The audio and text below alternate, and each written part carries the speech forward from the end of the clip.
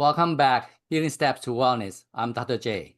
And I am May, your trusted guide to whole person health, One step and one bite at a at a time. time. Well, today is our honor to have a good friend, Dr. Melin from Mayo Clinic. Um, Dr. Melin had a presentation at our annual symposium in April, talking about lymphatic system. And before we get into the topic, Dr. Melin, please give us an introduction of yourself. Well, first of all, it's a privilege to be with you both. You know, when I look at community leaders, you both fulfill that role. I see you out working the gardens. I was walking back to uh, the hospital. What was that? A couple weeks ago, and you guys were Yeah. outside of the McDonald's house. You had just gotten done serving meals. The food, you gave me a meal. The food was phenomenal. So what you're accomplishing in this community is exemplary, and we really applaud both of what you are pouring into helping people understand eating is important, walking is important, exercise is important. And I think it's more of a privilege for me to be here than anything else. So thank you both. I appreciate the opportunity. Thank you. You're very humble. So I'm kind of a simple wound care guy at the institution. I am the medical director. I've been involved in wound care for 25 plus years. It really stemmed out of an accident that I was involved in where my right leg was injured. I ended up with a skin graft, ended up with a little bit of lymphedema, and that journey has just matured now into being a 60-year-old guy that has gotten deep into the weeds on lymphatics, making lymphatics function better, both from a local regional standpoint. So how do you make legs, arms, etc., but also systemically. So what are the things that we can do that systemically help lymphatics improve? And that can be done through eating, exercise, and a bunch of really good things, including, like we were just talking before coming on air, sleep. Sleep is incredibly Mm. important to holistic health. And I think we'll probably get into talking a little bit about supplements and where the science is on that, only because I think a lot of people look at supplements as, well, it's just a vitamin. It's actually, I would say vitamins are vital in the Mm. appropriate amounts, depending on the disease state, to help in terms of restoration of a well-balanced lifestyle again. Yeah, absolutely. I usually tell my patient and when I do the education is we want to treat the vitamin supplements as the same as medication. The reason they work because it's just like medication. That's how they work. And so before we start, I would think let's explain what a lymphatic system is. Mm. So when I'm here in the office talking to our patients, and I just like, some of my favorite people to be with are our farmers, because our farmers understand water drainage and tillage and soil preparation and planting. That whole cycle is incredibly important. The lymphatics are throughout your entire skin. They're as dense as green shag carpet. Anything that's that dense in your skin must have an important role in maintaining the health of your skin. So you have this really dense component in the skin, and it acts almost like drain tile. So if you don't know what drain tile is, if you go out to a farm field, there are tubes that run underneath the soil, and the water will come down through the soil and it'll drip into this drain tile, and those are tubes that carry the water away so that you can keep from having flooded fields. Because if you have a flooded farm field, you can't grow anything, and that has a significant impact on farmers' functionality. So the drain tile underneath your skin would be called lymphangion. So the lymphangion is defined as a almost like a beating heart underneath the skin. There's valves in there, and there's part of the wall of the lymphatics is actually almost like heart-like muscle and also smooth muscle, which can function kind of in the same way your heart beats. We don't have to tell the heart to beat, it just does it. So that's called autonomic system. Your lymphangions are the same way. They'll squeeze and they'll push fluid up against gravity. So your whole system is trying to push fluid upstream from the foot to the ankle to the leg, all the way up to the level of the collarbones, because that's where your lymphatics empty into these big veins underneath your collarbone called the subclavian veins. So it's like an escalator. It'll move up a little bit. It might fall backwards with gravity to a valve, and the valves have to function like parachutes. Next squeeze, it pushes it up higher, and it just keeps doing that. The other interesting thing is the lymphatic system is it's considered to be subatmospheric in pressure, meaning that it's like a long straw. So imagine putting your mouth up at your collarbone and you have to suck on a straw that goes all the way down to your toe. You're trying to draw that fluid up. It's easier to draw up if it's negatively pressured. If it's positive pressure, it's much harder to suck up. So the system is really geared for success.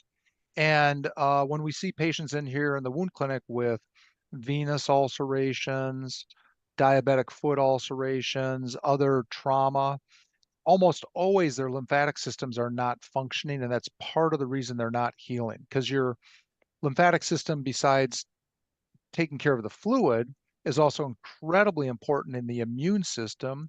The immune system is what helps you to heal. So it all goes together very closely. So one of our prime focuses when we see wounds is how do we get the lymphatics working again to help reset the tissues, to drain the tissues, get them appropriately functioning, and then manage the underlying problem. If it's high blood pressure in the veins, so-called varicose veins, you got to treat those, get the diabetes under control, eat a good diet, get your steps in, sleep correctly, etc. So that's kind of a primer on the lymphatic system, but it's in every organ in the body: brain, heart, lungs, liver, kidneys, legs, and it is incredibly important. And I think we're really at kind of a paradigm shift in understanding how to incorporate it into daily medicine. Mm. Well, when you talk about the pumping the fluid back to your heart, is it reason why sometimes people say the soleus muscle, the calf muscle, is considered a second heart? Because the big piece of muscle, when it contracts, you push the fluid back. Is something like that that's important for us to exercise or walk like that? I think it's one of the important muscles. Again, if you look right underneath the skin where these little muscles are that are squeezing called the lymphangions, those are like the first layer muscles to draw down the fluid. The calf muscles will push it up. The diaphragm is your diaphragm below your lungs. As it goes up and down as you breathe out, that actually is drawing fluid up as well. Your torso, as you change muscles and twist, your torso helps with all that. That's why people that are very heavy, where they have a lot of excess weight around their middle, that deconditioning can make it more prone to having lower extremity lymphedema. So one of the things we talk about is how do we help our patients in terms of that middle weight reduction, which also helps them decrease risk of heart attack and stroke, because that's a different type of fat tissue than elsewhere. So all of it again fits together in terms of these layers of different places where muscles can be impactful in drawing that fluid up. I remember your discussion on surgeries or injuries. Now, even for a finger and anything after injuries, um, sometimes the area is still swollen, and sometimes the tissue doesn't regain all the full function, and a lot of times it's because from the lymphatic system. It's oftentimes because if you cut through the skin, you're by definition cutting through the what we call the dermal lymphatic system. And if you cut through that, you've just cut through your collecting system that helps move it. And like when we deal with patients that have really big venous ulcers on their legs, where some of these sores are so big. In fact, I had 2 patients in here today like this. The sore goes all the way around the leg. So there's literally no skin on the leg for that portion. So that's total disruption of your skin lymphatic system. So as you're trying to carry fluid up the leg, now you've lost there's a big gap, and that causes all sorts of things. So as you get that skin to regrow, over the course of months, you can get new lymphatics to grow so that you can help manage that fluid again farther downstream from where the sore is. So skin acute trauma, say, as you mentioned, a significant cut to a finger or etc., it really does have a huge impact. In fact, it brings up an interesting case about hyperbaric oxygen. Raymond Shields, Dr. Raymond Shields, who's in vascular medicine here and works over in hyperbaric, he and I reviewed a few cases of where they say retransplanted a finger, retransplanted part of a nose, retransplanted part of an ear, really, really significant edema after the transplantation. That's because it takes a while for the lymphatics to reconnect. And it seems like, and this needs more study, it seems like hyperbaric oxygen in some of those cases can help reduce the swelling quicker than some other types of technologies. Negative pressure wound therapy, which some of your listeners may have heard of, it's a sponge that you put on wounds. That's also been found to improve lymphatic function. John Rasmussen down at University of Texas, Houston, just published a paper on that earlier this spring, showing that negative pressure wound therapy actually stimulates those little hearts, those lymphangions around the wound to help suck fluid out. Kind of like what a manual lymphatic drainage does when a certified lymphedema therapist does gentle, purposeful massage on the skin to help drain areas of swelling.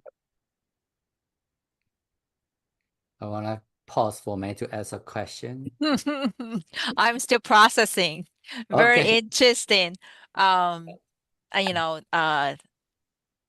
the way that how Dr. Melin used that example for to explain how the lymphatic system work, and so I'm kind of processing. It's very interesting. I'm trying to picture that.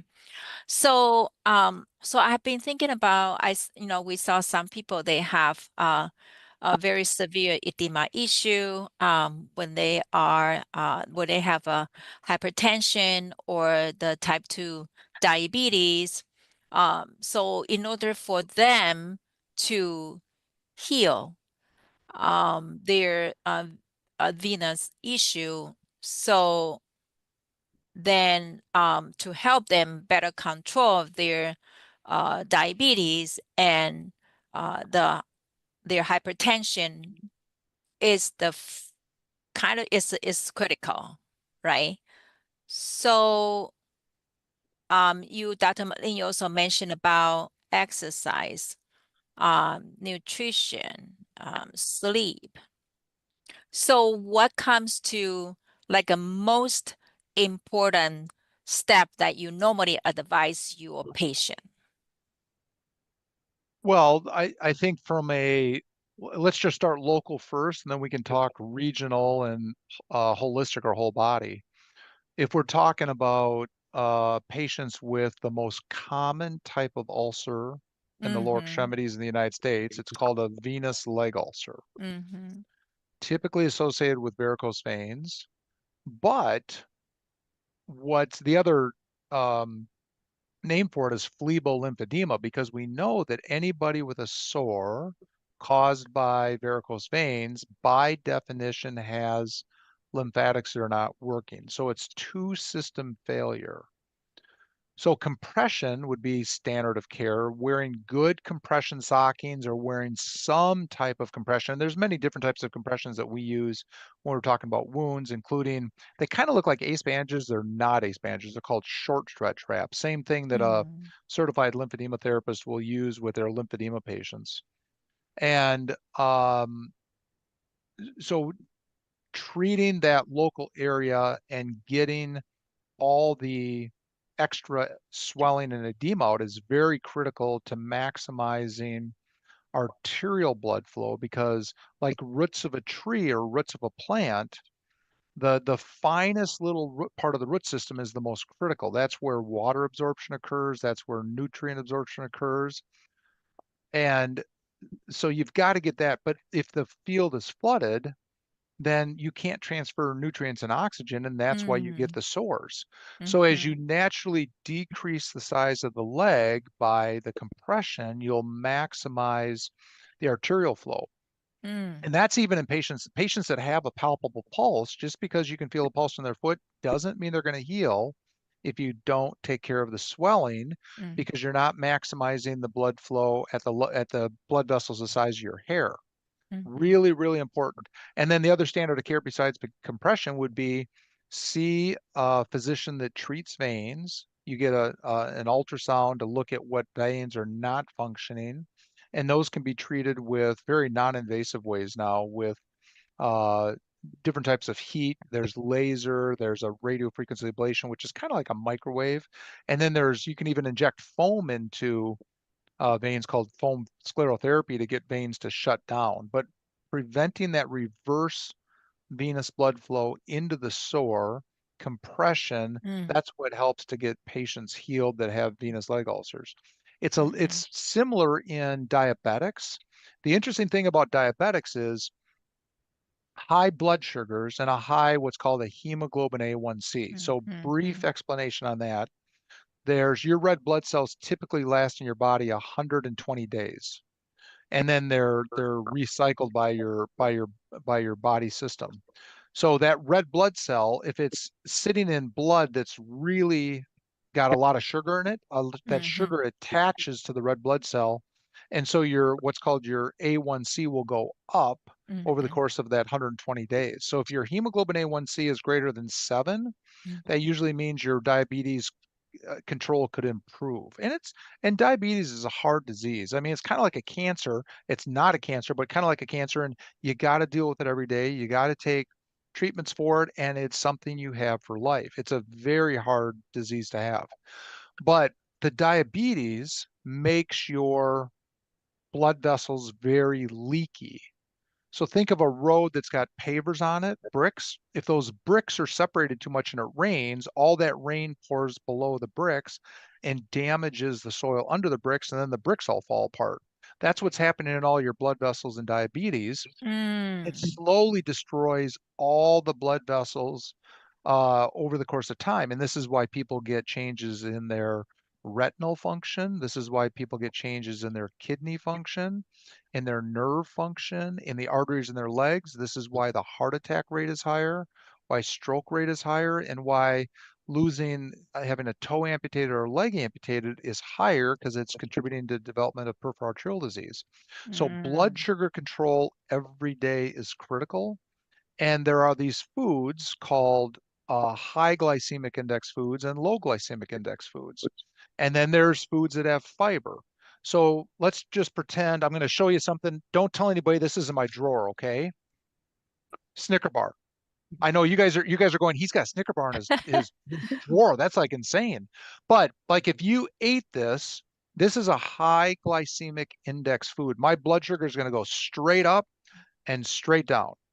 And when it comes straight down, my body hasn't had time to catch up with the insulin. So now an hour later, I'm really hungry again because I have too much insulin. Now I got to take care of the shake. So what do I reach for? Then I would reach for my bag of M&Ms to take care of this. So it's kind of a vicious cycle. So you're doing damage with all these high glycemic index. Now, if you eat a apple, lots of fiber. So fiber will slow down how much that sugar is released, and it matches more, so the insulin release matches the sugar, and you're not having these wild spikes. So it's the same with fruits, vegetables, eating the whole vegetable, the whole fruit. And you both have taught me so much in nutrition. In the way that you eat and how healthy you both are, I think that says a lot about the importance of what we put in our mouth does really, really matter to not only arteries and veins, but now we're learning how important it is to lymphatic health. And again, lymphatic health is immune health. Immune health is so important for so many diseases in our body. I hope I wasn't too shocking with that Snicker bar and M&M bag. Yeah. But just like you say, the lymphatic system, that the problem is over the body. However, not everyone, including the physicians, are able to recognize it. I believe I have a few patients I have to consult with you, that even the patient's primary care doctor or surgeons said there was no issue, there's no need to see you. But then the patient understand what I was saying and say they want to see you. So that is another example on it's a big issue, but sometimes it's ignored. So let's talk about the lymphatic system, and we all talk about when we sleep at night, the brain will have a flush into our brain and wash out the waste and at night when we're sleeping. And are you able to talk about this system? Yes, and I'm gonna put a caveat on this. I am not a brain expert. I'm a wound care. I really enjoy wound care and lymphatics. I gave this talk. I've given it a couple times actually, both for our Space Surgery Association because I'm also doing some stuff in aerospace medicine, and then I gave it at your community health and Well, wellness meeting that was in April of this year. mm, And so again, the caveat is I can talk about what's called the glial lymphatics or the G lymphatic system that flushes the brain. I am not a brain expert. So, if you're concerned about brain health, you want to see a neurologist, you want to see your family practice. That's where to start with. But it's the brain health is so fascinating because it's really what defines us as humans. I mean, if your brain doesn't function and you can't socialize, it's really what makes us human is our brain health. So as I've read about G lymphatic functioning, just thinking about how do I maximize my brain health over time, sleeping is critical. And one of the interesting things is if you're connected to what's called a circadian rhythm, so when the sun goes up and the sun goes down, thereabouts, your body is going to typically tend to function the best. So staying up till 2 a.m. and getting up at 11 o'clock, you may get the same amount of sleep, but you're not connected to kind of the bigger picture of the world. And then the other big thing is sleeping position. And Dr. Nidegard and Dr. Jeff Illig showed us this with a mouse model that was published in 2012 when they and their teams discovered the G lymphatic system. So when you look at a mouse sleeping, mice they sleep flat, they're not sleeping upright. And it was interesting to find out they usually slept on their right side because most of us, our venous system is right side dominant, about 65% of us. So when you go to sleep flat, you get a little bit, your jugular vein gets just a little bit bigger, and that little bit bigger has just a little increased pressure going backwards into the brain. And that's what kicks off this flushing system. So think of the G lymphatic. It's not defined vessels like the rest of the lymphatics in the body. Think of it as a sponge. And so if you were going to take a syringe and push fluid through a sponge, it's going to go through all these kind of natural holes. And let's just pretend the sponge is dirty. It's got some dirt in it. So as you flush the sponge, dirty water's coming out, but the more you flush it, it turns clear. So as our cerebral spinal fluid and our venous is helping to power and flush through this system, it's cleaning out the proteins that can accumulate during the day because our brains are working really, really hard during the day.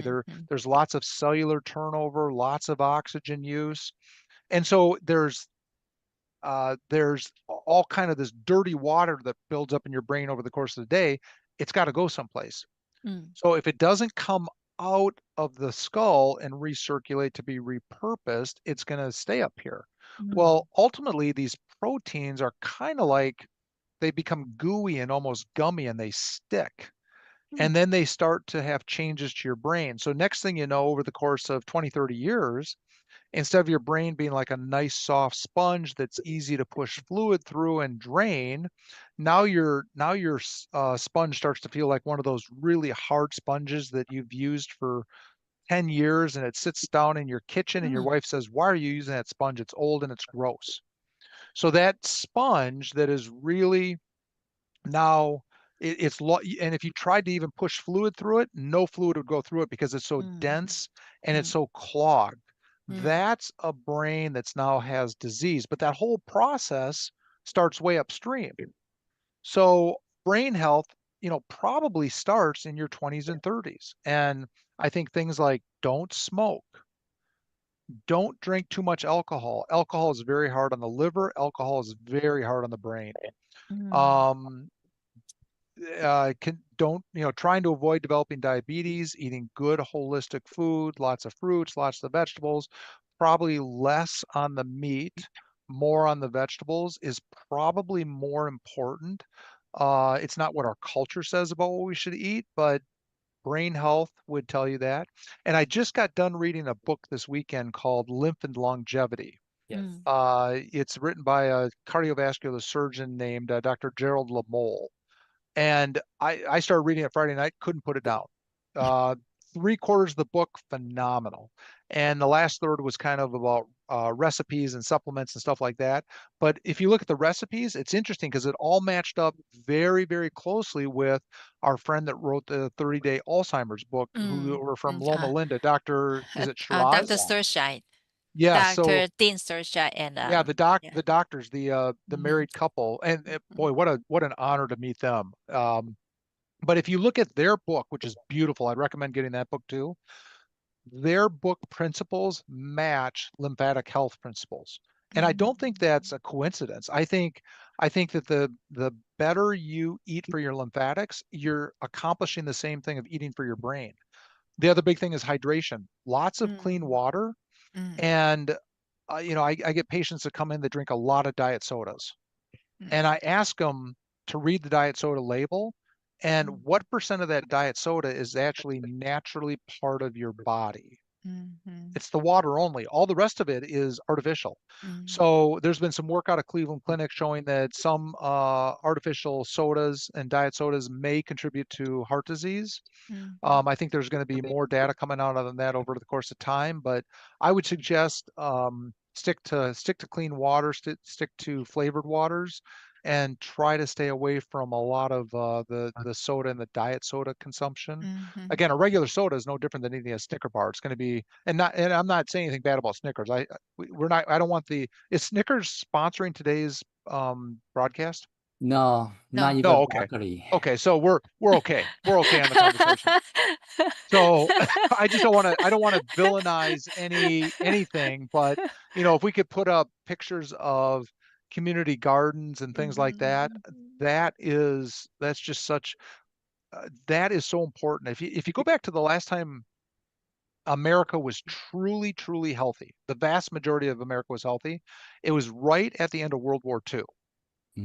And I think this was in the book Omnivore's Dilemma by Hyman.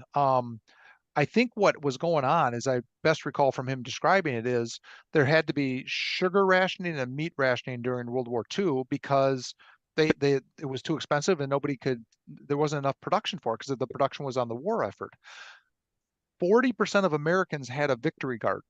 They were actually growing gardens in their own yards, and that's what they were eating a lot of their food from. And I don't think it's a coincidence that victory gardens during World War II and limiting some of this other stuff that we now know to be potentially harmful to our overall health over the course of time, it makes perfect sense. And just like you have led our community in gardening and community gardens, working with the Mayo medical students on these types of efforts, I think you're showing our next generation we need to get back to the concept of victory gardens like we experienced as a nation in the 1940s. Great. I remember you and Doctors Dean and Aishai Thurside, you three were designing a research project right on spot in April. Yeah, I tell you what, they're a power couple. They could get a lot of stuff done. I mean, that's why I'm so cautious to talk about brain health, because when you look at two physicians like them who are just brilliant in brain function, you want them to lead that conversation, and I'll lead the conversation on managing wounds. Well, I think besides the wounds or lymphatic, you also emphasize on the endothelial cell health. Yes, those are the pavers that we talked about, like on a brick road. So you have 60,000 miles of blood vessels in your body. You have 3 trillion of those pavers lining all of those blood vessels. And those endothelial cell function is incredibly important. I remember you mentioned about the endothelial cell health. That's why after you have a high salt meal, they will lead to your swelling, and how long you will take to remove it. You wanna explain that? So when you look at salt, and let's just talk about sodium chloride, the most common salt is out there. A salt is always just a positive plus a negative, right? If you look at the electric vehicles that are driving around, their batteries are basically it's a salt. It's an anode and a cathode. So sodium chloride breaks apart after swallowing into sodium positive, chloride negative. What most people don't realize is your entire vascular system is negatively charged. So the inside lining, the endothelium, and then there's this complex sugar layer that's good sugars on top of the endothelium called the glycocalyx. So glyco sugar, calyx, just say complex. So that layer on top of the endothelium is negatively charged. So if you take a high salt diet, lots of sodium, positively charged, and you stick it to a negative charge, that prevents your endothelial cells from functioning. And so when you lose endothelial cell function in your lymphatics, they can't squeeze. So if you go to New York City and have a huge pastrami sandwich, and I remember that when this happened to me in 1998 when I was in New York City, I woke up the next morning from this phenomenal pastrami sandwich. My fingers looked like little sausages. They were so swollen. Mm. And it took my fingers about 2 days to get back to normal. Well, that was the salt load impacting my skin lymphatics. So they weren't working, so they couldn't drain the fluid. So now all that fluid's accumulating. Well, Mm. that probably did a little bit of something to, heart, lung, brain, all over the place. And I so agree. I just sitting here talking about pastrami on rye with Swiss. It's actually what I want because that sounds really good right now with some really good Dijon mustard. But that salt load, most Americans take in 3 to 4 grams of salt a day, and as you do that over the course of many years, it's ongoing damage to your endothelial cells. So that's why we should be aiming for 2 grams of salt or less a day, because then we avoid that cumulative effect on our endothelial cells. Because once your endothelial cells get permanently damaged, they go from a nice, let's just say, feeling like a nice gummy bear. It's got structure, but it's very flexible, and it'll turn into like a feeling like a quarter. It becomes very stiff and they don't function anymore. And actually it's called calcification of your arteries. Mm. So your arteries are literally turning into almost like a bone-like structure. Well, now your arteries aren't functional. They can't dilate, they can't contract. For men, this is often seen later in life as erectile dysfunction. Mm. As you lose that blood vessel functionality and the ability to dilate, that's erectile dysfunction. That's why so many diabetics are dealing with that issue.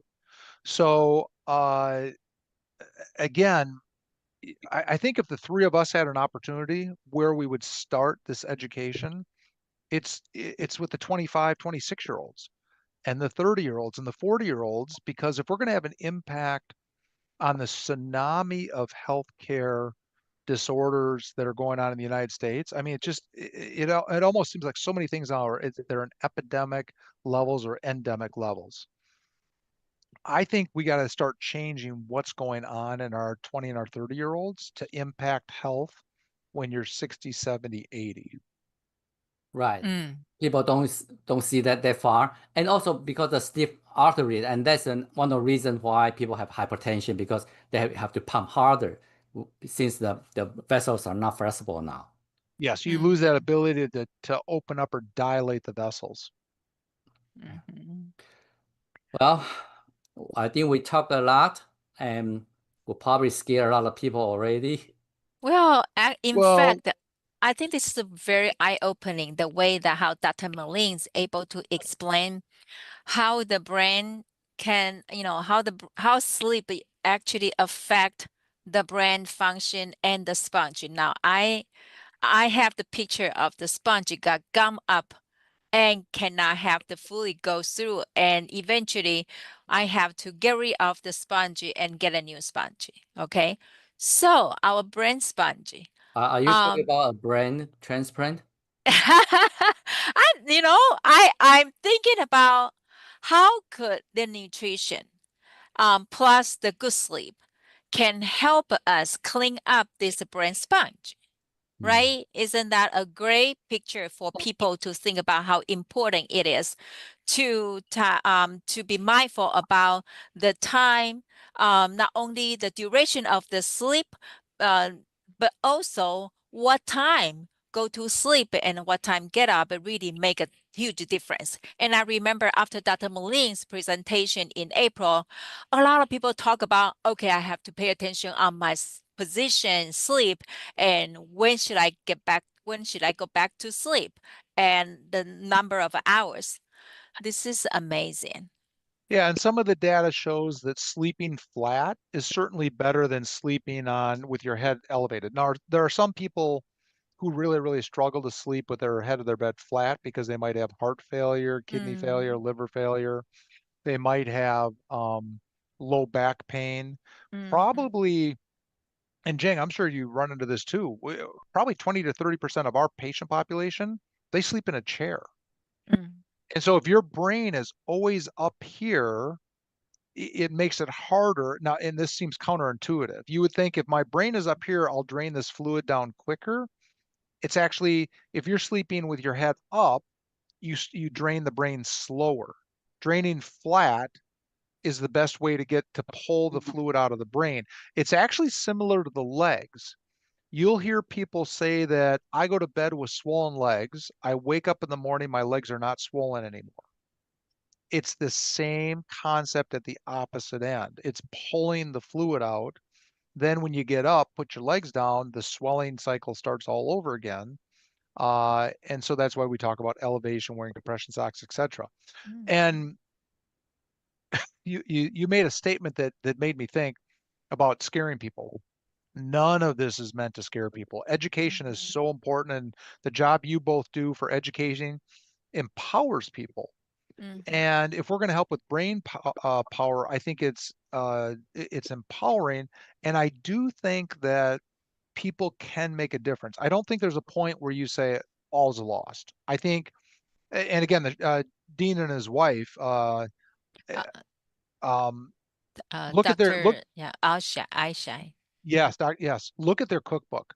I Mhm. think that cookbook could be applied at any point in time. That's it. That book, I think that literally is one of the best books I have read this year. And I actually, so I'm going to tell you a secret. I bought 12 copies off Amazon after I met them because Wow. it's what I'm giving many of my family members for Christmas this year is that Mhm. book because I thought Wow. that book, I already gave it to my 92-year-old mother-in-law whose brain is phenomenal, but she has eaten like that book her entire life. And I Wow. think that's why at 92, she is so, her brain is so good. And we just had a friend whose mom passed away over the weekend. Now, Mm. her cognitive status has been in decline for years. And, I think there's probably some genetic components and stuff. So it's not to place blame, but I think we could all be better educated and we could all refocus our efforts. And maybe every 2 or 3 months, we need to go back and look and say, what are we eating? Does it align with that book? And is it helping my brain? Because I think we all want to have good brains as we age. There's no sense in retiring and your brain doesn't work. Mhm. Right. That's so true. Yep. Yeah. And in terms of genetic, a lot of time people think that everything is genetic and there's not much they can do about it.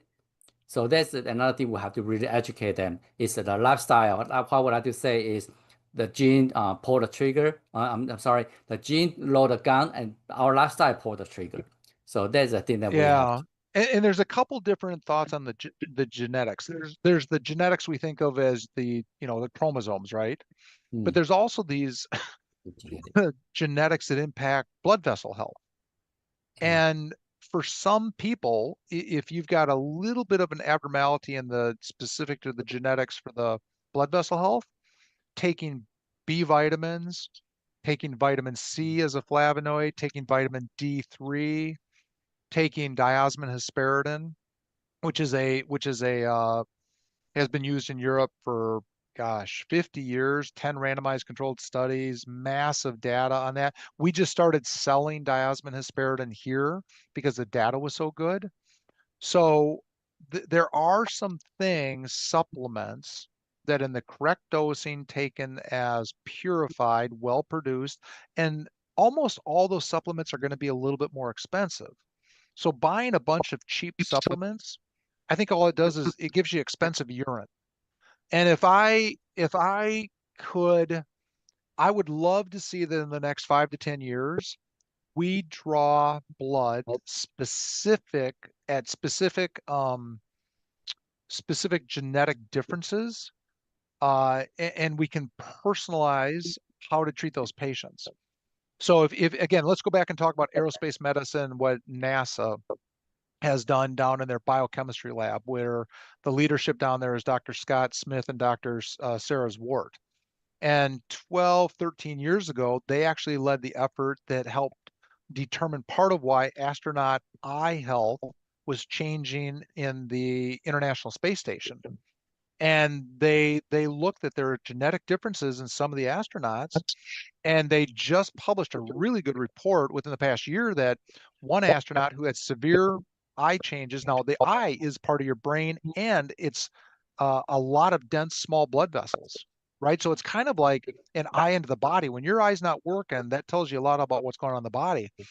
They got a specific type of B complex vitamin up to the space station, and this astronaut had the worst changes on OCT, measuring retinal function.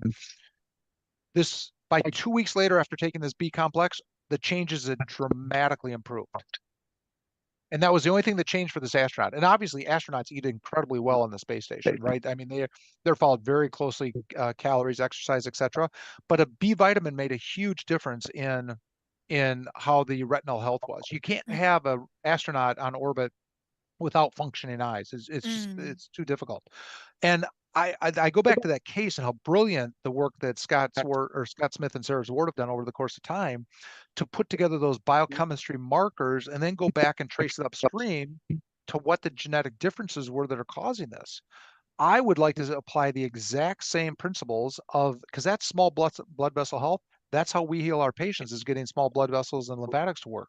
And I think if we did a project like that here in the wound clinic, I think we'd be shocked at how many patients have a specific genetic component that's easily fixed with things like B complex, C, D, and diosmin hesperidin. In fact, we believe it so much that we put almost every one of our patients that we see at consult on these specific this specific vitamin regimen. So again, vitamins are vital to health. They're not just don't just take them mindlessly. You have to you got to take the right ones, and you want to do it right. Yeah, so that's vital to health. we usually like to tell patients that test on gas and also treat them as medications. Don't just listen to someone, read somewhere, and buy it. Yeah. Yeah. In Europe, a B vitamin is a prescription. And then if you think about folate, they started. So if you take a B complex, you're getting B6, B12, folate, riboflavin.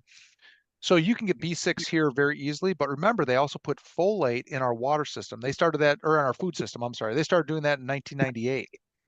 In Europe, there is no folate in the food system. So these differences are really important, and you could do population health studies to see how are we changing that. Of course, they put folate into the food system here to help with spinal cord deficits or spinal cord developmental disorders, and even look at iodine iodine has been in our food system since I think the early 1900s because of large goiters and also helping prevent birth defects. So that's been in our food system for a long, long time, and it's helped save countless lives and improve quality of life for so many of the people in the United States. Mm, And both of those are elemental components, much like a vitamin. mm. Wow. Well, it has been a very nice chat with you, but do you have any final recommendation, advice to the Yeah, listener? I think what we need to do is we need to take Jang and Mai and we need to replicate you guys times like 10,000, and we stick you as a couple in every major city across the United States. And because we really need people like you that are passionate about lifestyle medicine and about food. And if you looked at where we're standing today, 10,000 years ago, how did people eat, live, and sleep? Mhm, They would basically get up with the sun, go to bed with the mhm, sun. They mhm, caught a deer maybe once a month. They didn't have a refrigerator to store the meat, so you either eat it or it's done. Mhm. And then you're harvesting a lot of fruits and Mhm. berries and a very, very high fiber diet. And you're drinking all clean water because there wasn't a soda machine 10,000 years ago. So when people talk about paleo diet and some other specific diets, I'm a big Mediterranean style diet person, flavonoids, etc. Um, Truly, our ancestors were not catching a lot of meat. So balancing with a little bit of meat, clean fish, a lot of fiber through fruits and vegetables, I think is one, and getting good restorative nightly sleep mhm, is very important to overall health. mhm. And that is exactly what we heard from the indigenous people. Uh, our conversation with the former president of the Navajo Nation, and that is the way they have been doing. Yeah. And especially need to recreate the relationship with the food, like how our ancestors taught us it way back then. So I think you are exactly right, Dr. Melin. To have a garden is such a sustainable way to get ourselves back to health.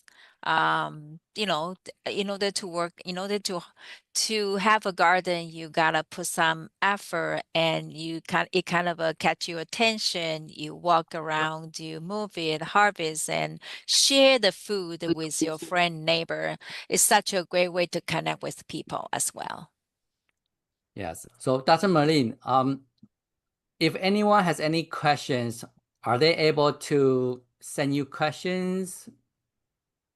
Probably best to send the questions to your site and you and I can go through it together is probably the easiest thing to do.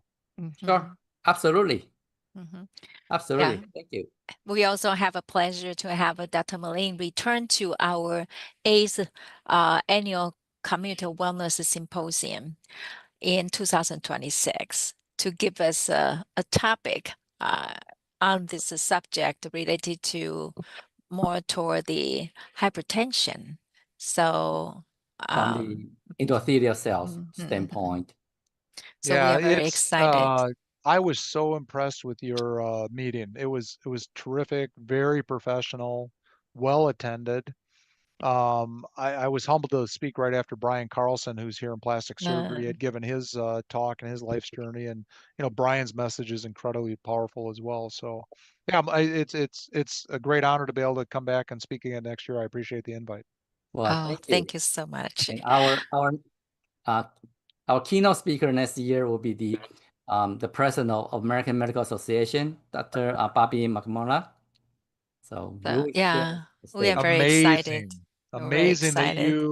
you draw. So, I mean, to draw on the president of AMA is a big deal.